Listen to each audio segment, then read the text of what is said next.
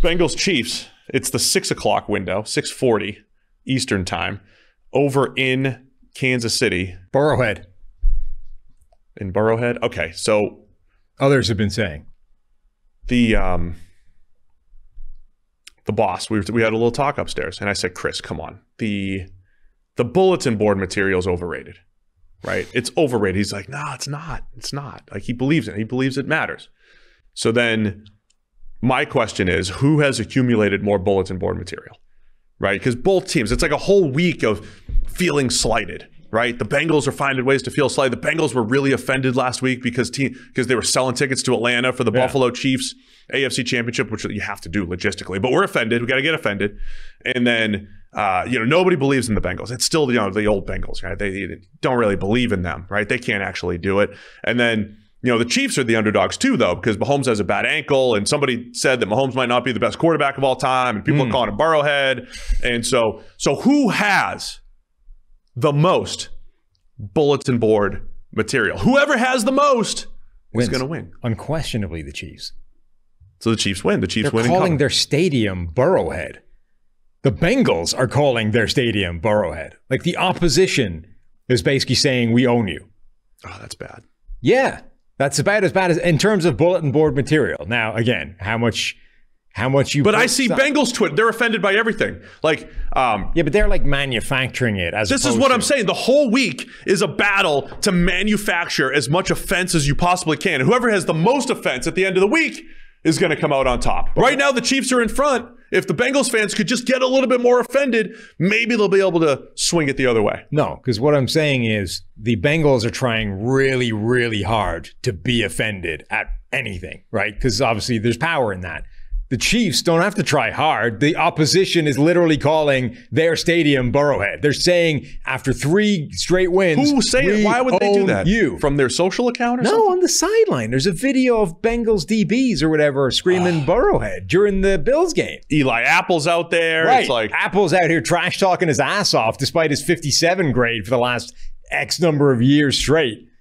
Like, someone else will bail me out. I'm going to talk trash as long as I keep winning. Standing behind all the bullies that that he knows can protect him. Like the other really good players on the team. Right. So it's unquestionably Kansas City. It's got to be the Chiefs. Huh? Also, again, like, people are writing off their quarterback despite he's Patrick Mahomes, for God's sake. And we're talking about, is this other guy better? Mahomes looked pretty good jogging on the leg yesterday. He also was like hopping down off his little podium thing, no hitch in his giddy up. Looked fine. There was a lot of analysis on that. Is he gritting his teeth? No walking boot. No this boot. Is a 3 to 4 week injury. I mean, Mark Brunell had a high ankle back in '98 as well. Yeah, that was the other thing that happened in '98 in the playoffs. The poor guy couldn't even complete a pass against the Patriots in the wild card round with his high ankle sprain. They still won, but he was out for 3 to 4 weeks. Yeah. Turned in high ankle, which is what Mahomes did the other day. Yeah. It's a turned in ankle. Well, you see, the thing is, a high ankle sprain, as far as I can tell, is effectively like a misnomer. It's nothing to do with your ankle. It's like, it's the ligaments that hold the two bones together. Like, whatever connects the two of them. Dr. Monson. Something that gets banjaxed. So it's not your ankle. It's some part higher up in your leg. Now, it might still hurt like a bitch, but my point being, it isn't an ankle injury. So the Chiefs are definitely winning this game. They're more offended. They are more offended. They've got more offense to bring to the table on Sunday. Like, you're playing for the Super Bowl and everything, but we gotta manufacture some more offense. There you go. Eli says it's Mike Hilton that was saying Burrowhead. Mike Hilton, man, Hilton better have a. So Mahomes, this is like when you're at superstar level. You attack. You can like attack on purpose. Like when was it Anthony Smith, who was the Steelers safety that was in 2007 saying the Patriots aren't that good with Brady and Moss, and they were just like, we're going to make you look bad in this game. We're going to go out of our way to make you look bad in the red zone, on a flea flicker. We're going to attack you specifically. You can't, like, regular players can't do that. Only stars can do that. Right. So Mahomes and the Chiefs can like Michael choose. Jordan. You know, you piss off Michael Jordan, he's going to spend the rest of the day making your life miserable. So the Chiefs are going to, like, draw up, like, they're going to do the merry-go-round thing and be like, we're attacking Mike Hilton just to make him look bad. You know what I mean? Like, the Chiefs are going to have something dialed up. Mike Hilton's going to spend his entire day one-on-one with Travis Kelce and give up 225 yards. It's going to be like Kadarius Toney. Like, you have to tackle Kadarius Toney in space one play and then cover Travis Kelce in the red zone on the next play. They're going to find a way to attack Mike Hilton. That's what's happening here. All that said, this is big game Bengals here, man. They just seem to step up in all these games, right? I watched a video recently. I forget who the players involved were, but some guy was telling a story about how he was like, "What?" Somebody asked him, "What's your?" I think it was Dan Patrick asked him, like, "What's your favorite Michael Jordan story?" He goes, "Oh, so one day, you know, we were going to play the Bulls, and I had an injured ankle, so I wasn't going to play that day." And you know, Mike saw me after the warm-up. He's like, "Hey, I hear you're not playing." He's like, "No, I had a bad ankle." He's like, "So who's guarding me?" And he named this guy, and he goes, "Oh, 50." He's like, "Oh, okay." He's like, "Yeah, he's going to go ahead and drop 50." And he goes, and he did. Yeah. And he had to go, this guy had to go tell the guy that was sort of covering. He's like, "Just FYI, Mike says he's going to put 50 up on you." And he's like, "And don't piss him off or it'll be more." Yeah, like, it'll be more. Just take it, be quiet, smile, say, "Good shot, Mike." Don't make him mad or that 50 will go up to like 80. Just accept the 50. Right. Accept the 50, be happy with it, and walk out of the game. So this line has gone all over the place. I think there was a point where the Bengals made it up to 2.5 or something. It's now Chiefs by 1. Right. Which is where it started, right? But I think it's where it started. But is that all on the back of watching Patrick Mahomes in warmups? No. Because think about what he did on Sunday, right after the injury. He was hopping on the other leg just to like make a handoff, right? Yeah. Just to hand the ball off. He couldn't make the stretch play. Like he couldn't make it to the mesh point on a stretch run. And they kept calling the stretch runs, which is interesting. But yeah, he couldn't even run out there to make the handoff. And yesterday, for what it's worth, we saw him jog a little bit. No like hard movements or lateral movements or whatever.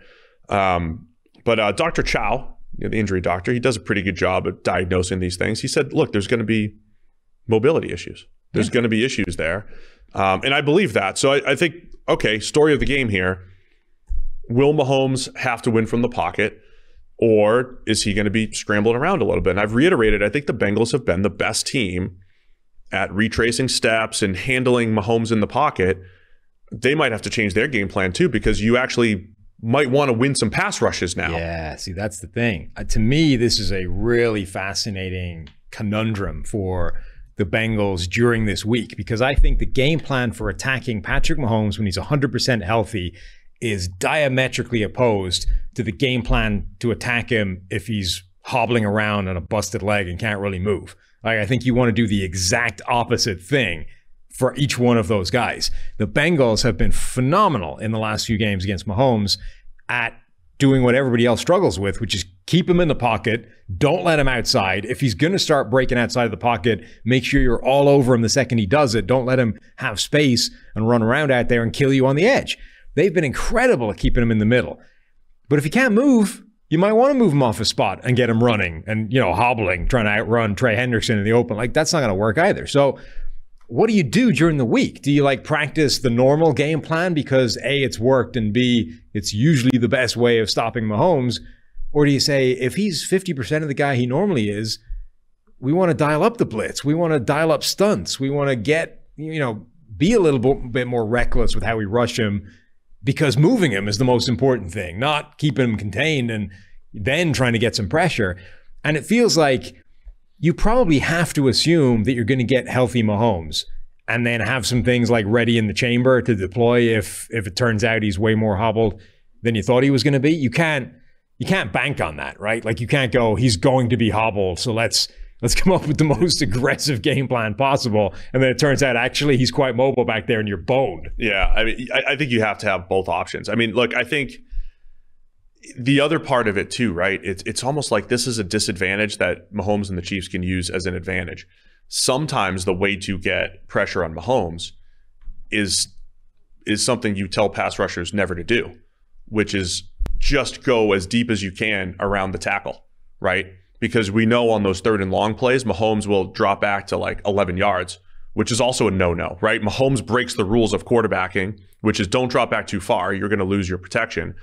But he's made it work through the years because he has a good spatial awareness and feel. But then pass rushers start adjusting to that. They're like, all right, I'm just going to run to 11 yards because they can't block it.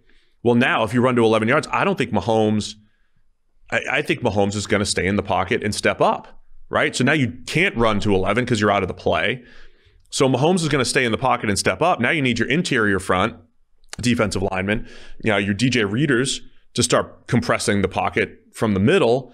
And that's where the Chiefs' strength is. Their pass rush, their pass blocking strength. I mean, those guys were lights out on Saturday last week. Joe Thuney, Creed Humphrey, and Trey Smith. So it's going to be an amazing, just watching the trench battle and what you have to do with Mahomes. It also reminds me a little bit. Remember when Aaron Rodgers was hurt? One of his years when he was playing outside of the previous years, he was playing out of structure way too much, and it just forced him to get rid of the ball quickly, 2.4 seconds, play within structure. If this forces Mahomes to play a little bit more within structure, it doesn't ruin the Chiefs' offense. It's like they can still do that too. You might lose a couple spectacular plays per game, but you can still win that way. So the Chiefs have answers to like a 3 to 4 week injury of Mahomes because Mahomes can execute it. And they also do have the right offensive linemen, I think, to make it work. Yeah, but the Bengals have been very good at causing problems in that sort of quick, within the pocket, underneath type of offense. True. Generally, right? Yeah. So if you then say, well, now that's all he can do because he's not as mobile as he usually is. He has to play that way. I mean, it's even more of a green light for the Bengals to do what they do well. Like when you look at the last couple of years, what teams have done against Mahomes. The Bengals are significantly below average in terms of blitz rate. They only blitz him 16% of the time. They're below average in terms of stunt rate. They don't, mix things up on the defensive front much at all. They run a very vanilla type of defensive front against Mahomes, and they drop a ton into coverage. By the way, this chart is hilarious because everybody in the NFL has got the memo of you don't really blitz Patrick Mahomes except one team who really didn't get the memo. Number 2 in the Cardinals. League. Yes. Yeah. Number 2 in the league is the second most aggressive team in terms of blitzes against Mahomes in the last 2 years. And that's the Chargers, who have blitzed him 28% of the time. Interestingly, 2 of the top 3 are in his division. Denver is 27.3. The Cardinals, so 28.2 is number 2. You know how often the Cardinals blitzed him? Oh, they were like 50 that week. 61% of the time. 5 touchdowns and 378 yards later. Yeah, you would imagine that, the next time they play him, they'll have a better idea. Yeah, that part's interesting too. So Lou Anarumo on that side of the ball for the Bengals, it does feel like he just dials up the right play at the right time. He's very good at that because that's the thing. When they don't blitz him often at all, but the blitzes that they do have quite a lot of success against him. So he manages to time up blitzing at just the right moment to cause some issues. Yeah, and that was him last week against the Bills, right? And then so in that first matchup this week, this year, well, let's go back to the AFC Championship. In the AFC Championship, they talked, it was the 3-man rush. That was the big second half adjustment that the Bengals made. They rushed 3. They made Patrick Mahomes play patient. Well, this year, Patrick Mahomes has been far more patient, right? Too high stuff doesn't affect them as much. It's a different offense. They do throw the ball underneath, find the open man, create yards after the catch, the whole thing. So in the last matchup, it wasn't, let's just rush 3, 10, 15 times, and that'll be the answer for Mahomes. But on the biggest play of the game, 3rd and 2, Chiefs trying to make their game-winning drive, they had great disguise at the line of scrimmage and rushed 3. And it was another one, I think it was Hendrickson, retracing his steps and getting the sack of Mahomes. So they had a little disguise, they rushed 3, they took away the first read, pass rush got home with 3. It's nothing is as simple as do this thing every time and you'll slow down Mahomes. But what the Bengals have done defensively is the right play at the right time. So we're going to see the 3-man rush at a few key times. It's about how do they get into it, and do the Chiefs have answers to that when they show it? They default to this idea of we're going to drop a lot of guys in coverage. We're not going to blitz. We're not going to stunt up front. We're going to have a very sort of conservative looking defense, but they'll also make it every now and again, we're going to send something, and you're not necessarily going to figure out when it's coming. So the Bengals also lead the league in the percentage of like eight guys in coverage, drop 8 that the Chiefs have faced over the last couple of years as well. The next team is Buffalo. Like the teams The teams that know they have to deal with Patrick Mahomes are the teams that are good at this and understand how to stop him. So now, again, it's not like it works all the time. He's still able to carve that up, but it's what is your best shot at this? Because you're talking about the best quarterback in the NFL and one of the greatest quarterbacks the game has ever seen. Your strike rate is going to suck whatever you do. It's just how can we make it suck slightly less to give us a shot at winning the game? That's what it is, man. You're going up. It's a very fine. It's playing basketball. Like he's gonna drop 50 on you, but how do we make it 50 instead of 60? You know, like that's your task when you're playing Mahomes. I want to tell you about the easiest and most fun way to spice up the playoff football season. It's Underdog Fantasy and their Pick'em game. Just look for your favorite or least favorite player stats. Pick whether you think they'll end up with a higher or lower total than that number in this week's game, and you can win up to 20 times your money in a single night. Underdog keeps it super simple with their easy-to-use website and mobile apps. Pick between 2 and 5 players for your Pick'em entry. Get all your picks right, and you'll take home some cold, hard cash. It's simple to get started. Just head to UnderdogFantasy.com or download the app. Sign up with promo code PFF. And Underdog will double your first deposit up to $100. That's Underdog Fantasy, promo code PFF. Get in on the action today. All right, let's go to the other side of the ball. Bengals on offense here. We've seen Burrow and the Bengals. They had success last year during the regular season. Remember, that was the 3rd and 27 game. Yep. There was a lot of man coverage by the Chiefs in that game, and they just got burnt on some of those key plays. They came back in the AFC Championship. It wasn't really a dominant performance by the Bengals offense, but the screen game was really good. Samaje Perine creating some big plays there. And then earlier this year, once again, Bengals moved the ball pretty well. Wasn't dominant by any stretch, but certainly the Bengals offense outplayed the Chiefs offense in that game. So now, what are the Chiefs going to do on this side of the ball? Joe Burrow's stats, they played a lot more zone, was the stat I was going to pull up. They played a lot more zone in the recent matchups. Over the last 2 years, Joe Burrow's grade in the high 80s against zone against the Chiefs, but only 67 against man. But I think it's kind of like I know it's in Chiefs fans' heads, like, oh man, we manned up with Jamar Chase on 3rd and 27. We can't do that again. But Burrow's picked apart the Chiefs, who like to play their press man on the outside. Are they able to do that? Are they going to go back to that well against T. Higgins, Jamar Chase and company? Yeah. So one thing I think that was kind of interesting, a lot of the narrative now is Burrowhead, that the Bengals own the Chiefs. They're 3-0 against them. Like if they make it 4-0, blah, blah, blah, all this stuff. And, obviously when you stack up 3 straight wins like that, it does look pretty conclusive. But I meant to send this to Tyler and didn't get around to it. Those win probability graphs where it's just like 0 minutes, 60 minutes, and then who's likely to win this game over the course of it. The Chiefs have been more likely to win the game against Cincinnati in all 3 occasions for the majority of the game.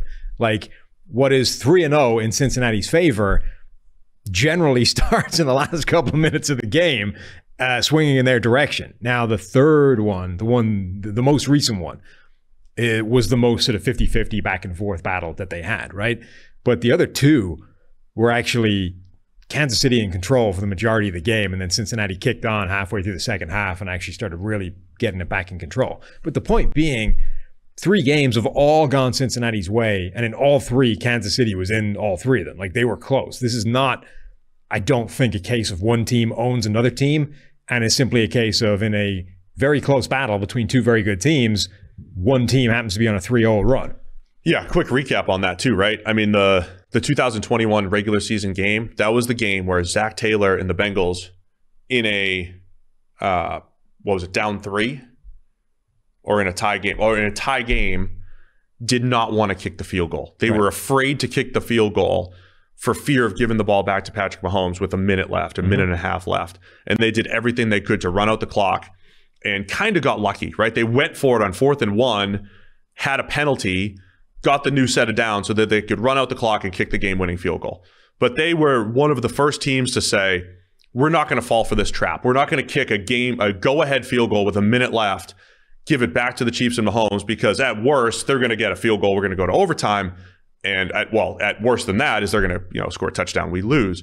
We're not even going to allow that to happen. We're going to go for the win, right? Bengals went for the win, and it ended up working out for them. The conference championship, I don't know how, credit the Bengals. They did a good job, but I've never seen Patrick Mahomes implode like that. I mean, it was one of the worst second half implosions in NFL playoff history. Mahomes is awesome and everything, but this is one of the worst implosions I've ever seen. And even in that game, taking sacks, fumbles, an unlucky interception maybe in overtime, but the Chiefs choked away the second half against the Bengals. In that game, like the Chiefs are 77% to win that game with a couple of minutes left. Like in the first game, they are 62.5% to win the game halfway through the fourth quarter. Like these have been very close games that the Bengals have ended up winning 3 straight. So I think generally the narrative is a little bit over the top when it comes to like, oh, Cincinnati just owns the Chiefs. They have their number. They're a better team against them, blah, blah, blah. I do think it's true that the Bengals do as good a job as anybody, if not better, at slowing down Patrick Mahomes and the Kansas City Chiefs. I don't think that necessarily makes them automatically better because they're on a 3-0 run against them. Like, I think the Chiefs easily could end up winning this game. Now, that is sort of independent of, hey, by the way, Mahomes might not be able to move. That changes things. Yeah, I mean, that's the other thing, right? When Mahomes is going to be hurt, like it's going to affect things. Yeah, but just nobody knows how much. Yeah, the question is how much. So even last week where he did like suck it up and threw a touchdown on one leg, there's also the pass in the flat that he just completely misses because he didn't know like, I can't follow through on this. He'll at least have a better idea of what he can do and can't do, I'm assuming, by Sunday. Yeah. But here's the thing. If it takes away 2 or 3 of Mahomes' spectacular plays, is that enough? Right? It's the scramble out, it's the shovel pass, it's the 3rd and 15, 16-yard run that he picks up. That is where the last 3 games, I think, are instructive, because if you're saying you face effectively the same kind of Chiefs team and the same kind of Bengals team, but now you're minus 2 or 3 Mahomes plays. I mean, that probably is the difference in those games, because those have all been very close, essentially 50-50 games that have all swung. Like the coin has come up tails 3 times in a row, right? But now if you're saying, well, now we've weighted the coin because one side of it, we've taken away 3 good plays from Mahomes. That probably is enough. And so here's the other part of it. If you do end up rushing 3 or rushing 4, you have more in coverage. At some point, does Mahomes get frustrated as well, right? I mean, I know he's been far more patient this year than in past years, but we know it's kind of like in his DNA to make plays. And so he's been very good at making plays with his legs. If he can't go pick up 10 yards as a runner, is he going to force one into tighter coverage? Is he going to make a mistake here and there? So I think that part of it is going to be fascinating as well. Yeah. I wonder how much of that was all driven by Tyreek Hill, though. Like, I think the whole sort of feel about that offense is different.